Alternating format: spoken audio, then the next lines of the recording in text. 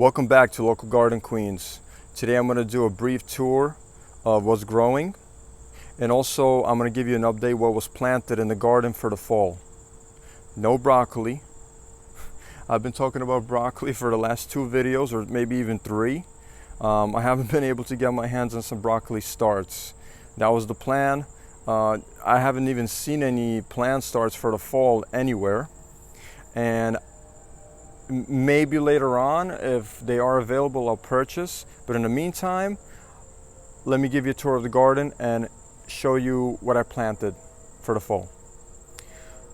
So we'll start with the comfrey.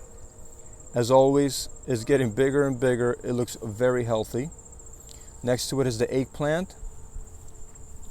If you remember, there was an eggplant somewhere over here under the leaf. It was picked. Haven't cooked it yet.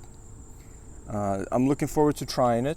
I haven't seen any new flowers, but hopefully, since the eggplant has been harvested, maybe the plant will start producing new flowers. Over here is the dill going to seed here. Let me come in a little closer, show you what the seeds look like. They are very flat seeds. So that's the dill. The cucumbers, so as I mentioned last video, this vine here, it is branching out. You can even see it right there, the 2 branches, maybe even 3. It's branching all over. I don't know if I have enough room for this thing. I thought it was originally going to be one long vine. That's why I trained it to go over to that other trellis, but now there's, its branches everywhere coming out. I'm not sure if I should clip them and let the plant focus on fruit production, or just let it go. If anybody can leave a comment, give me advice, that'll be great. In the meantime, let's walk on over to the next trellis here. So I'm kind of doing the same thing as the other one here. As this one keeps growing, it's going to cross on over into just heavy growth. I don't know where the room is going to come, but it's okay. Again, I'd rather have too much than too little.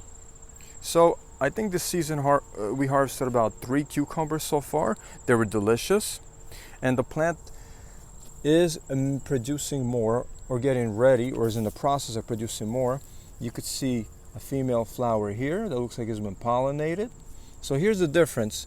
This is a female flower and this is a male flower. That is the difference between the two. Let me show you another example here. Again, female flower, male flower. So I'm looking forward to the vines producing more. It looks like they are in the process of growing more fruit. I see a lot of female flowers, and of course there's plenty of insects, plenty of pollinators here. Okay, let's walk on over to the next part of the garden. It's this bed here with the kale, so far anyway. Kale looks beautiful. It does have some bug damage, but I mean, for me, that's not a problem. Let me come in a little closer here, and we can see the green onion bed and other green onions among the kale here, and of course the Cuban oregano, doing great. Let me show you the heavy producing jalapeno plant. Picked 2 more jalapeños. Still have some.